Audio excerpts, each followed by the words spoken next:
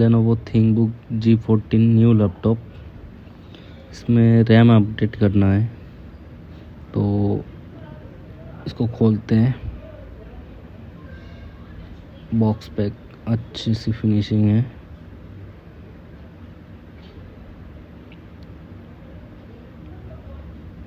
काफ़ी अच्छी लुक है।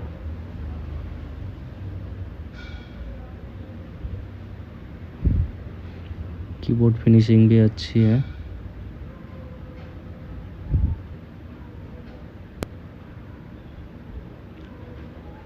बैक साइड भी अच्छा लुक है।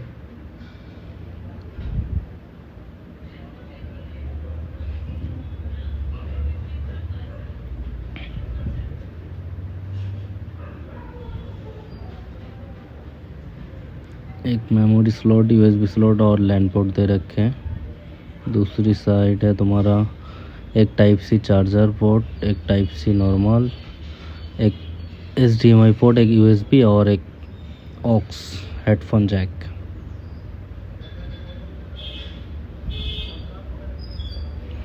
यह अडेप्टर है 65 वाट की, टाइप सी है, जो भी न्यू पिन है टाइप सी। इसको ओपन करते हैं। रैम अपडेट करना है।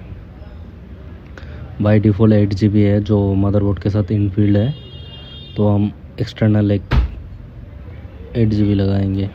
इसको ओपन करते पूरा।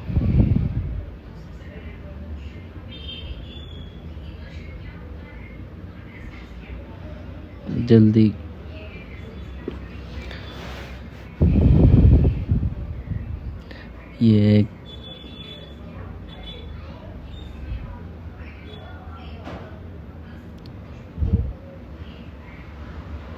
ये है SSD, जो 512 GB है, सिस्टम के साथ बाय डिफ़ॉल्ट आया है। इसके अंदर रैम लगते हैं। ये रैम स्लॉट है। जो 8 GB है वो हमारे मदरबोर्ड के साथ इनबिल्ड है, बट एक्सटर्नल हम एक लगा सकते हैं, तो हम 8 GB लगाएंगे फ़िलहाल। इसमें 3200 मेगाहर्ट्ज़ की है, तो हम भी 3200 मेगाहर्ट्ज़ ही लगाएंगे। DDR4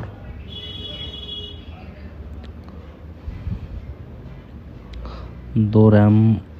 ये SSD का स्लॉट है, जो दूसरा स्लॉट है। एक ऑलरेडी लगा हुआ है और एक हम एक्स्ट्रा लगा सकते हैं। तो फिलहाल अभी हम बैटरी का कनेक्टर रिमूव करते हैं रैम लगाने के लिए,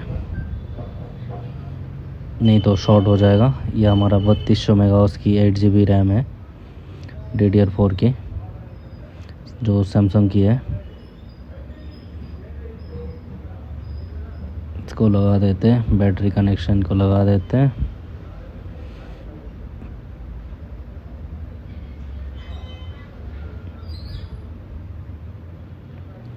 इसको करते हैं बंद। इसमें 2 रैम 2 SSD लगा सकते हैं हम। 2 रैम मतलब एक रैम लगा हुआ है ऑलरेडी, एक SSD लगा हुआ है। अगर हमें स्टोरेज अगर कम हो तो हम और एक लगा सकते हैं।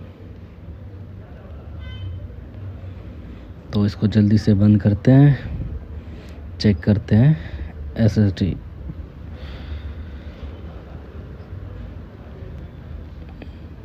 इसको ऑन करते हैं, देखिए रैम सपोर्ट करा कि नहीं।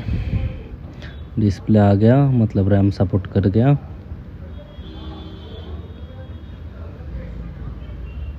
काफ़ी फास्ट भी हो गया। Properties about section 16 GB RAM हो गया। सिस्टम के साथ बाय डिफ़ॉल्ट 8 GB आया, हमने 8 GB लगा दिया तो 16 GB हो गया total. Thank you, thanks for watching. Please like, comment and subscribe, video अच्छा लगे तो।